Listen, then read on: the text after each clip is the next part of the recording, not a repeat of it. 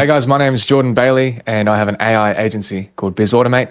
And in this episode, we talk, about a little bit about my personal life and how that led me to helping small business owners replace manual processes and speed them up with AI.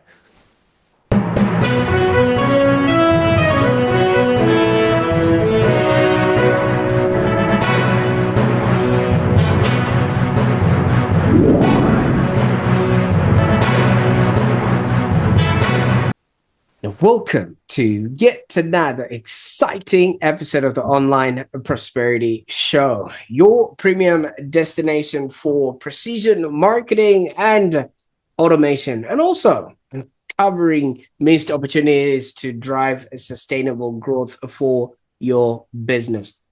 Well, that's not from my website. That's from Jordan Bailey's website, our guest, who is going to be gracing us with his presence today, the founder of BizAutomate. Now, Jordan, how are you doing today? Oh, very well. Thanks, Prosper. Thanks so much for having me, mate. Excited to be here. Absolutely. Well, I'm excited. We're going to be diving into the world of automation, AI, and small business growth. And I'm really excited, about you being there. But I hope you're not going to do the one thing that you're absolutely famous for, because apparently you've once performed a parody song about SEO, right? Yeah, recently I did a little parody song about SEO and Google Ads, and that was a bit of fun. Essentially the end of that clip was me throwing money in my fireplace, and then it went to the next clip of the fireplace, on fire. Absolutely. Yeah, no, But I think it went viral, complete with a mullet wig and a leather jacket. Now that's really, the commitment to making tech talk entertaining. You know what I mean? So many people just look at it and they're just really mesmerized by the sheer amount of change that has happened in this space, in the last, months or so. But I'm glad that you are going to be sharing these insights with us today. So for those that are watching right now, today we're going to be exploring Jordan's transition from being a corporate Scrum Master to becoming the founder of BizAutomate, a company that's dedicated to helping small businesses scale using automation, AI, and local SEO. So expect a conversation filled with humor, professionalism, and valuable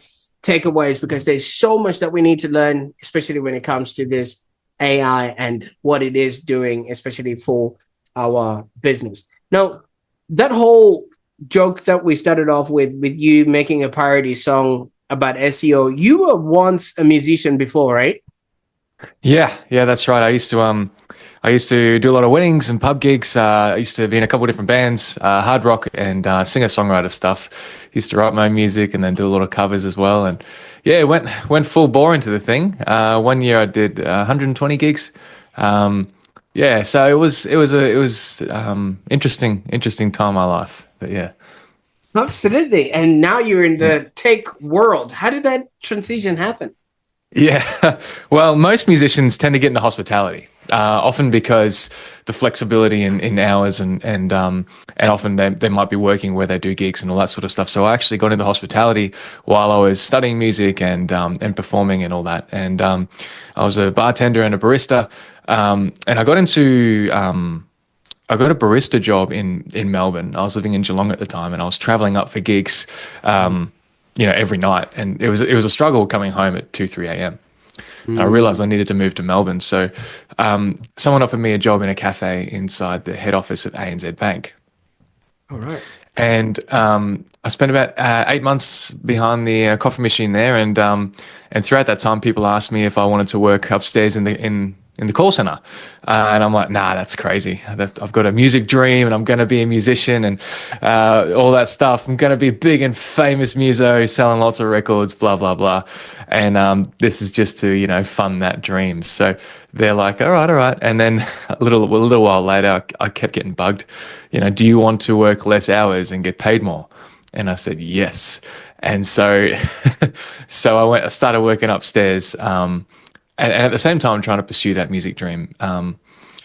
but started working upstairs in the call center in business credit cards, and I got really good at that. And during that time, I also met my wife, and all of a sudden, this dream of being a hopeless romantic musician kind of fell to the wayside because I found the love of my life, and my cup was full, man.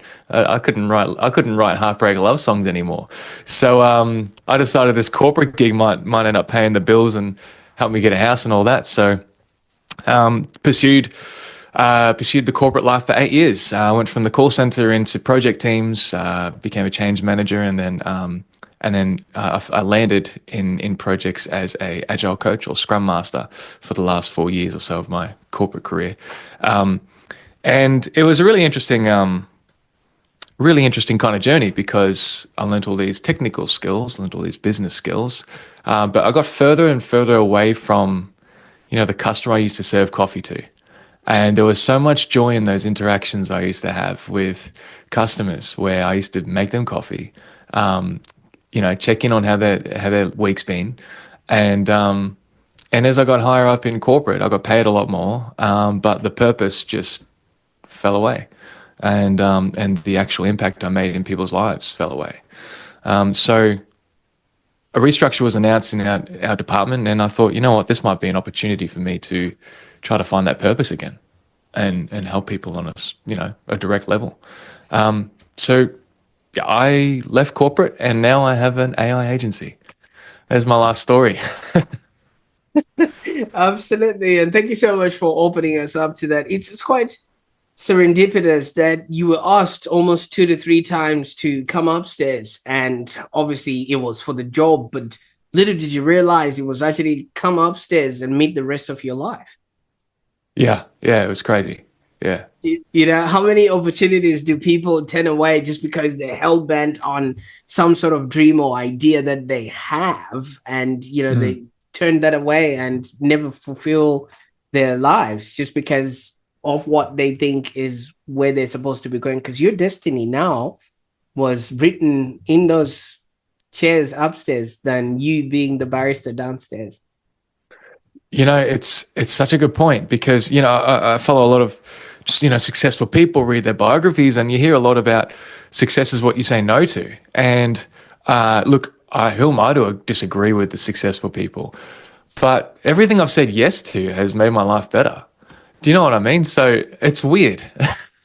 I'm sure there's context behind that theory of success, what you say no to. But for me, every time I say yes, something new and exciting and adventurous happens. Absolutely. And I'm super glad you've actually now said yes to the Online Prosperity Show, because my thing was the first time we say come on to the show, you did say, nah, I'm not ready. And I was like, wait a minute, there's a bit of a pattern here now with Jordan. Whenever he's given these opportunities, he says no the first time, but now I think you're learning. Yeah, I was shy, Prosper, and also I didn't think I had anything interesting enough to talk about. But I think you've dampened that concern on me, so I'm definitely honored to be here, and I'm glad I said yes. Absolutely. There you go. Now, the interesting thing about all of this is every time you probably were in that cafe watching your future walk past by you, did it ever occur to you that maybe music was not really the thing for you? Or what was the thing that kept that dream alive? Yeah, look, I think, like I said, my wife changed my life. I know corporate did too, but I'm married with 2 kids now, and it's a weird thing to think about. But when I met her, I no longer had this dream to go live a rock star life, and realized that maybe I didn't want this anyway. Maybe I wanted to do something big. Maybe I wanted to use the talent I had. But that life I have no interest in at all. And that happened as soon as I met my wife. So I don't know how to explain it, but understandable. Maybe there was a search for meaning, because in life we're here to live, to learn, and to contribute. You know what I mean? So maybe you saw music as a way of finding your own self-worth. But now that this was now presented to you, you literally had values that would have changed at that particular time, because so many people don't quite realize up until they're in the situation. You wouldn't have known that maybe this would have been your life. I think you probably hit the nail on the head there, Prosper. Fantastic. So with all of this, what was your sort of day-to-day expectation, especially within the bank? What were some of the roles that you were taking on that, took much of your time? Yeah, so essentially in the last 4 years of my corporate career, I was, agile coach, Scrum Master. Essentially, what that means is a performance coach for teams and the way we do work. So I analyze the team's performance and how we churn through work. Are we breaking the work up into the small enough chunks? Are we getting regular feedback so that we can iterate and improve and not waste time doing wasted work? And so I helped teams deliver projects faster, deliver more effective work, because what you think you need at the start may not necessarily be what the customer needs or what the business actually needs. So getting that feedback earlier on helps you identify what's actually needed in the market. So my job was to help the teams work in that fashion, which was fast feedback, less waste. And so essentially you can look at it like a soccer coach in a corporate team.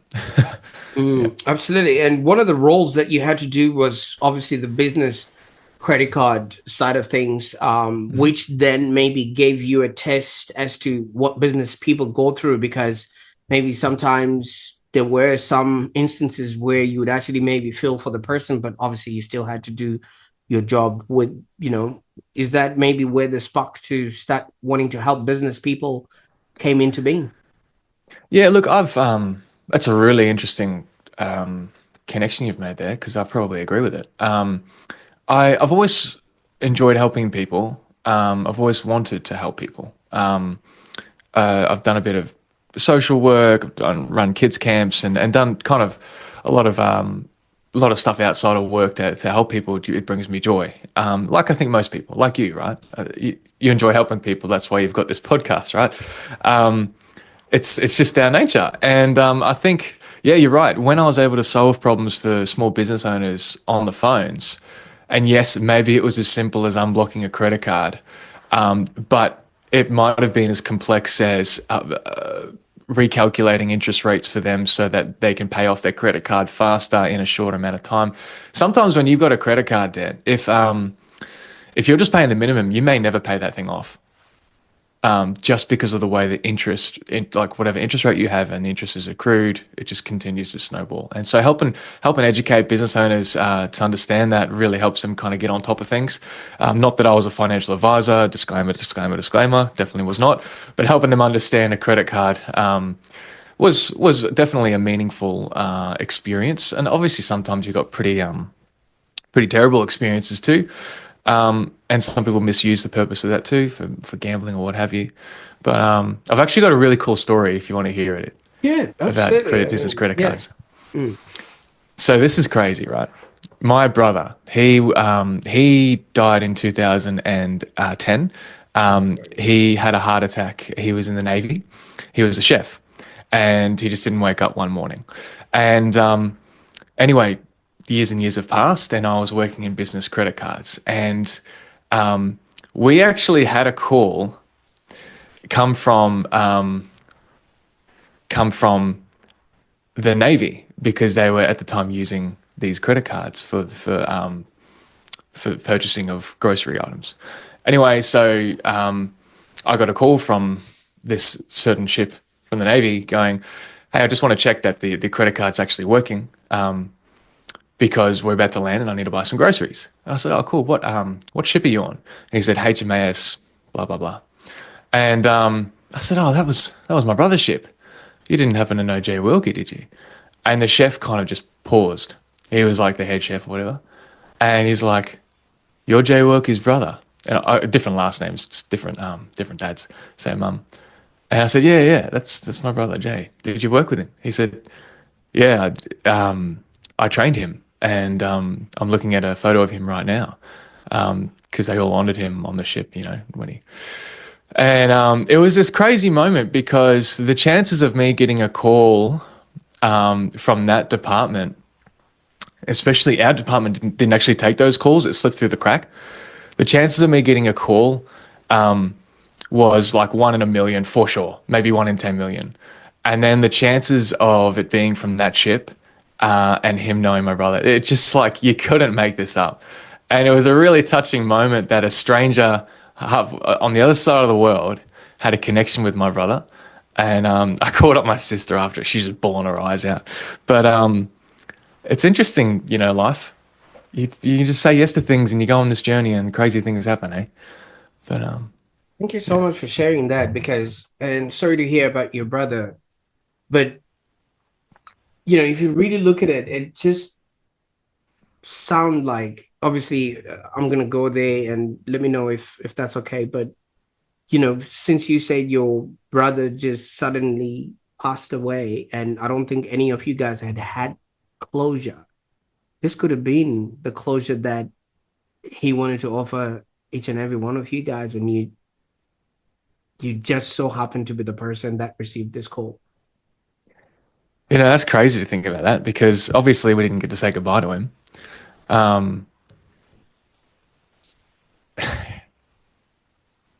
It's okay. yeah, that's cool, actually. I didn't think about that. And thank you so much for obviously sharing that, because I know this are some of the things that when you can't connect the dots looking forwards, but you can always connect the dots looking backwards. And but Jordan, Mm, you'd been saying no to going upstairs. How many things have now just happened to you yeah, that you would have missed out on? yeah. So true. It's so true. It's crazy. It's crazy to think if I had said no to these things, I would have wanted to go back in time and smack myself in the head until I said yes. Fantastic. You see, now we're validating you saying yes to come to the Online Prosperity Show Hey, again. man, 100%. Thank you so much. But Jordan, you left all of this. What was that moment that then made you want to leave this corporate job that was obviously just giving you all these moments in your life? I mean, your brother came to say goodbye, your wife, you met her there, and you were having all these experiences with work and things of that nature. What made you leave? Um, I just don't think corporate was for me at the end of the day. I could have sat in that job and for the rest of my life, and we could have had a. By the time I retired, we could have had a really good retirement, good property portfolio, plenty of holidays, whatever. Um, but I really felt a little bit like for some people, some people the corporate life is absolutely for them, and they get a lot of fulfillment and purpose. So I would never knock anyone who lives in that life because I totally was there and I see it. For me though, being able to directly help people, like face to face, is something I'm really passionate about. And the higher I got up into corporate, the less I could do that. I could help teams. I could help teams that could indirectly. Eventually, down the waterfall, it will land to the customer, and some way, shape, or form, we shifted the dial by a fraction. But I wanted to be in the thick of it. I wanted to be right there, side by side with the small business owner or big business owner. I don't care. Someone I can make a difference with, someone I can journey with. That's what I wanted, and so that's why I left. Absolutely. I mean, you wanted to be in the mosh pit, like as Yeah, yeah. but now you have presented to us that you had sort of wanted to leave that hope on hope of lifestyle of being a muso and just maybe waiting on tables and being a barrister, and you had opted for this sort of stable establishment, and this is what maybe you would have wanted to then see through for your family and things of that nature. But jumping into starting your own business can be daunting. I mean, it's not Yeah. as it's not as they sell in those deceptive Facebook ads that you could just automate everything and sit on a beach while you sipping on. Um, how did you No, manage it's hard those work, man. now that you had a Yeah. family? Yeah, look, there were definitely some people that kind of thought, "Are you crazy? You've got two kids and a mortgage and all that." Um, my wife, what makes a real difference is if your partner, your husband, your wife, your boyfriend, girlfriend, whatever it is, if they back you and just believe in you and your ability, far out, that changes everything. That changes everything. Because if my wife didn't have confidence in me and doubt, that would make this journey way more difficult. I may have second guessed jumping in like this. But I tend to have a little bit of a risk appetite, I don't know, a bit of why not? And the kids are young; they're not in school at the moment. So the disruption to the lifestyle, I'm hoping won't hit it too hard. But look, I see the opportunity for the industry. I can see an opportunity for that purpose to come back into my life as well. And I think this business is going to explode more than what I could have done in corporate anyway. So I can see the vision, and the noise and like the fear mongering and this and the kind of risk side of it. That gets a bit more quieter when I look and I focus on the vision. Absolutely, and congratulations on doing that. And I like how you have really established the fact that if you have somebody believing in you, and you've mentioned your wife a couple of times, I think by now it's safe for us to maybe ask so we can address her by name because she's going to be watching this. Oh yeah, What's Shona, Shona? Shona. Yeah, yeah, Absolutely. yeah. And good on you, Shona. Obviously, you made a gentleman out of this one here. But you see, when some people believe in us, we now tend to look at their belief in us, and then read, even if we don't quite yet know what it is that we're supposed to do, that belief will then help us up until our own self-belief matches up to what other people can see in us. Now, Mm. in many of the things that you would have come across, where have you maybe started really looking at and saying, you know what, I think I'm on the right track? Because I know success and the definition of it starts changing when you're operating in your own sort of business. When you're in somebody else's business, there's KPIs, there's Yep. showing up to work, that's regarded as success. But it changes when you're now the person that has to show up. Has that happened for Yeah, you? look, yeah. I think I know how to answer that question. By the way, I love your insights, man. You've got a lot of wisdom behind you. I love it. Um, so, how do I kind of measure success in my business? Well, I think that money in versus money out is the first one. So, am I losing more money than I'm making? And for the first month when I started, I was breaking even. And since then, it had been just picking up quite fast. I think due to the industry and due to doing some really hard work in terms of outbound cold calling, meeting businesses, all that stuff that's really difficult to do. People don't want to bar you until you can learn how to convince people the value of what you're trying to offer. Additionally, networking, BNI networks, and other networking events are super powerful. But how do I kind of measure like when I'm going to get to my goals? Is first I realized I couldn't do it on my own, so I needed a team. So I've got a couple of contractors that help me build stuff, and I've got one beautiful bloke, Daniel. He's a good friend of mine, and he helps me sell as well. And so I've got the sales side of things rolling pretty well, and the fulfillment side of things really strong. So now that I have a strong infrastructure in my team, I have a clear vision ahead. I know that I need to help this many customers, X amount of many customers to get X amount of revenue to hit X amount of goals. And it's really as simple as that. What I'd love to be doing by the end of the year is 100,000 a month in revenue. And the trajectory for that is, I think, yeah, almost on track to kind of hit that by the end of the year.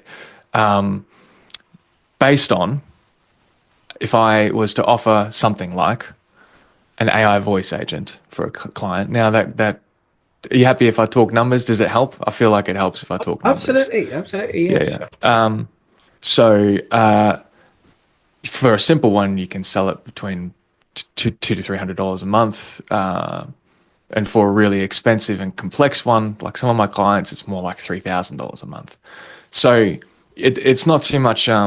There's really not too much math involved with how you can reach your goal. I need to hit this many of this type of clients and this many of this type of clients to hit this goal. The other side of that, measure for success is how am I helping them? Is this helping you? And if the answer is absolutely yes, then that is another measure for success. If it's a nice to have, something they don't need, if you're offering this to someone who doesn't have a lot of clients, like an AI voice agent or any kind of AI in sales lead generation tool, and they don't have the leads and they're a sole trader and you're trying to offer this to them, well, you're offering something they don't need right now. What they need is marketing. They need to bring the leads in. They need to bring the work in first, and then they need to be able to manage that. And so that kind of conversation is really important to have with the client, just to establish, is this actually something you need? And you would think most people do, and to most of the time that is true. But for those, for those startups or sole traders that are just a one-man band, sometimes more what they need is the lead generation. Lily, and thank you so much for taking us through that. Now, what is it that if somebody knocks on your door at BizAutomate, that when they walk away, what are they walking away with? Well, again, it depends what they need. But I was definitely hardcore into that local SEO based on what I've just told you about. If they're not busy enough to need AI, then maybe they need something more like search engine marketing or some kind of digital presence. I'm moving away more, niching down into AI so that I can scale that. Hence the goals that I have. So when they walk away from like a meeting with me, they've either got a clear understanding if they need this tool or not, and it may not be the specific tool that I offer. Sometimes I custom build things. So they walk away knowing, firstly, yes, I need this, or no, I don't. Or they walk away knowing that, okay, this is going to help my business, or this is just going to complement my business, but it's not absolutely necessary. But the good thing about AI is you can kind of guarantee its return on investment.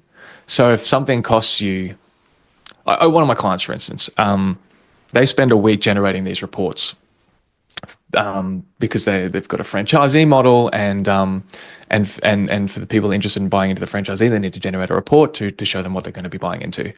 Takes the team about a week to put this report together.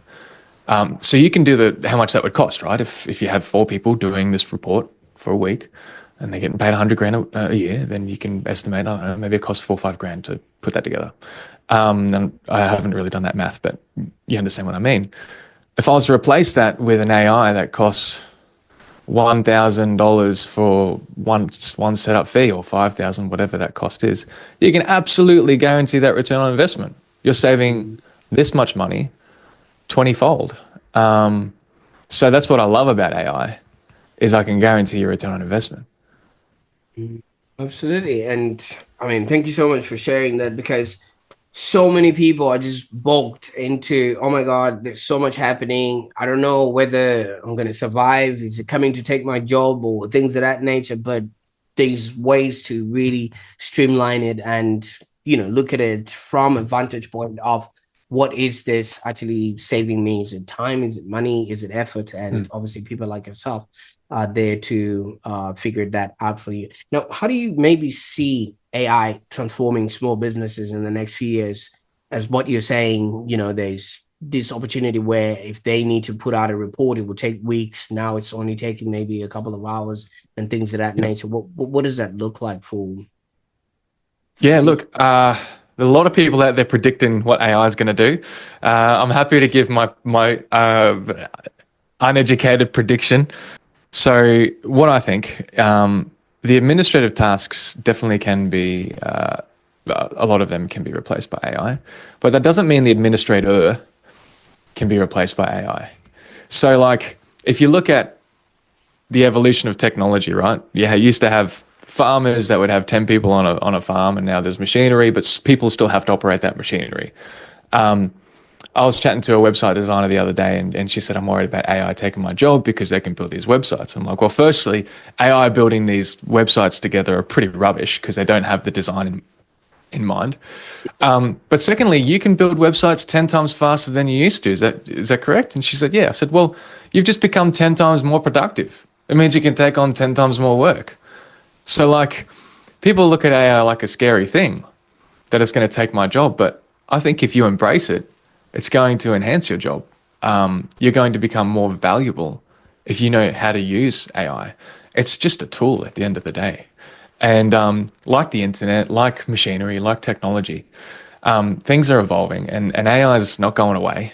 But the rate of its advancement is just extreme. Like the internet used to apparently tenfold every year in its advancement, but I think AI is probably like 100-fold or 1,000-fold, 10,000-fold. Like the parameters from ChatGPT 3 to ChatGPT 4 was something like 1 billion new parameters, right? It's insane. And obviously you've got the competitors, DeepSeek and Gemini and all those other ones. So where do I think it's going? Well, I think the challenge will be those that ignore it, and then the advancements are so far like ahead that that knowledge gap is going to be rather wide. And the people that have gone along with the ride have jumped on the wave, jumped on the train, even though it can be complicated and it can be complex. If you just learn a little bit, you'll be far ahead of those that haven't bothered in the next year because it will just have advanced so much. The past 20 years, we had gatekeepers on the internet, the likes of Facebook, the likes of Google, and they were just bottlenecking all the information that would have been available. Now, you did a bit of local SEO. Just this is not any answer is correct here, but there's an Yep. actual stat. Do you know how much of the internet Google had managed to index as of maybe last year or so? That the whole world was using as information that we were running on.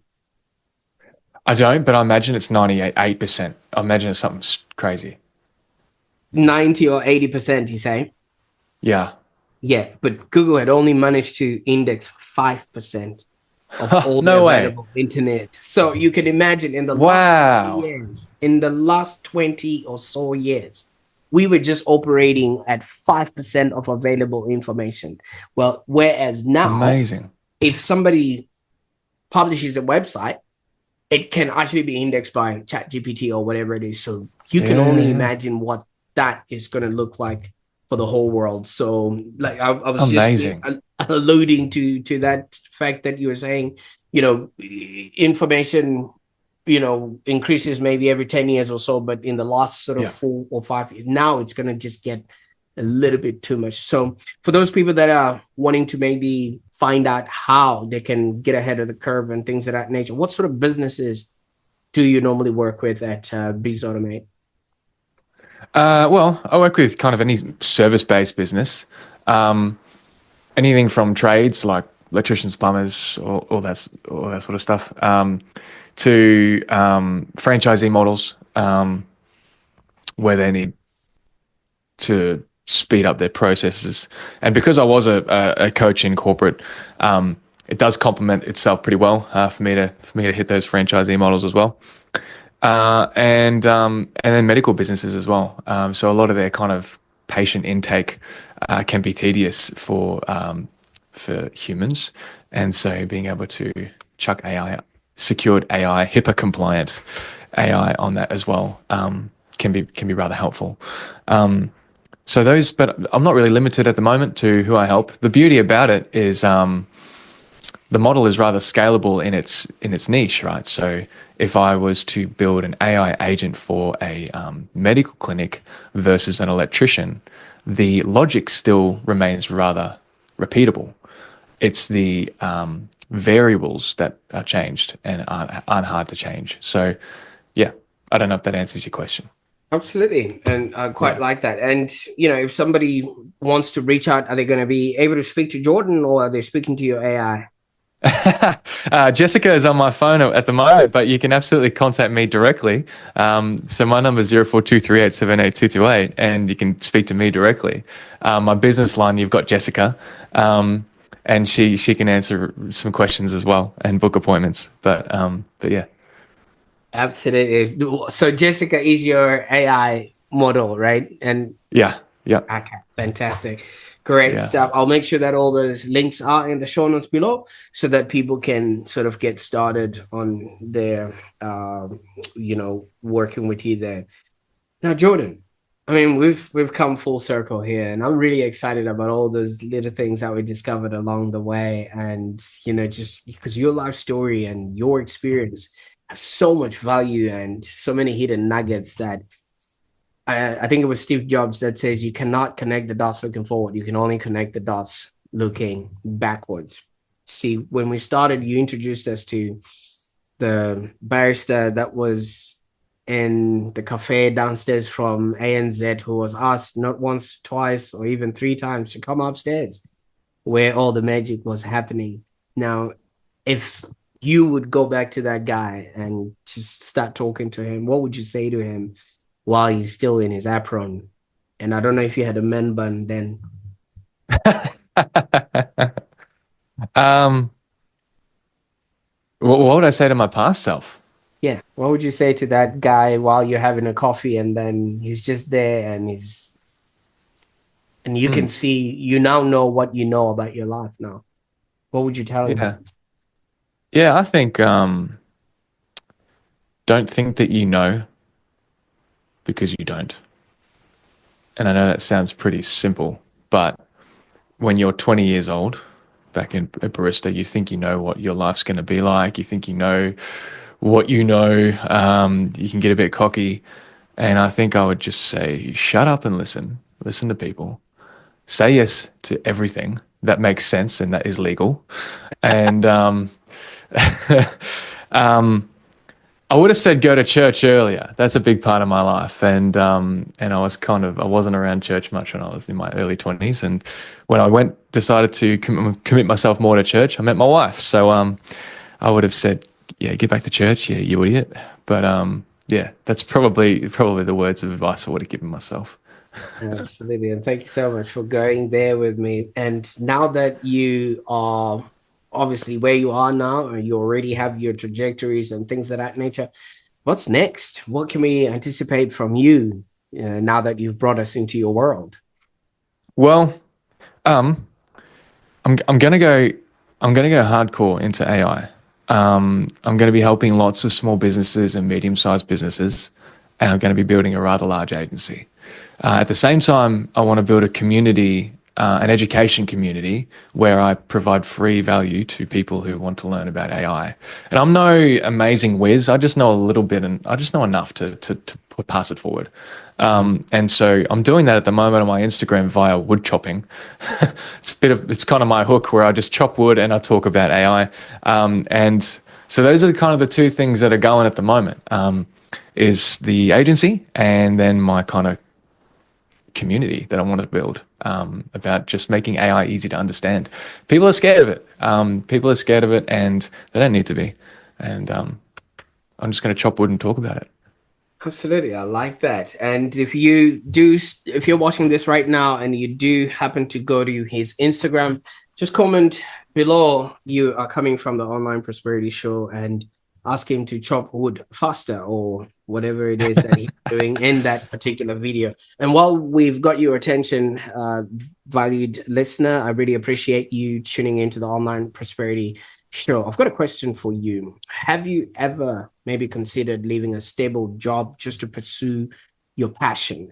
And maybe in the comments below, just write in and say, what sort of fears held you back and how did you overcome them? I want you to share experience in there, so that we can hear your story. Now back to you, Jordan.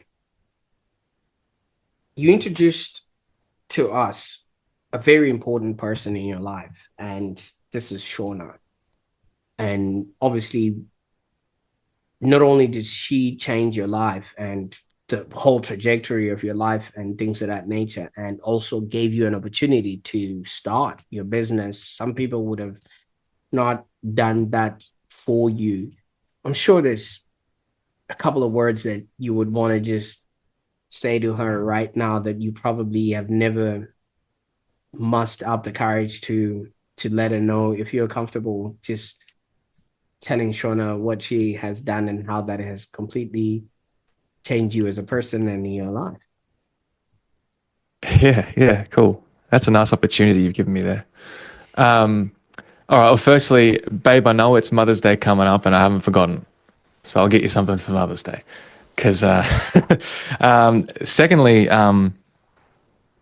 well, I tend to be pretty communicative with her, so I'll try to think of something that I haven't said to her yet. But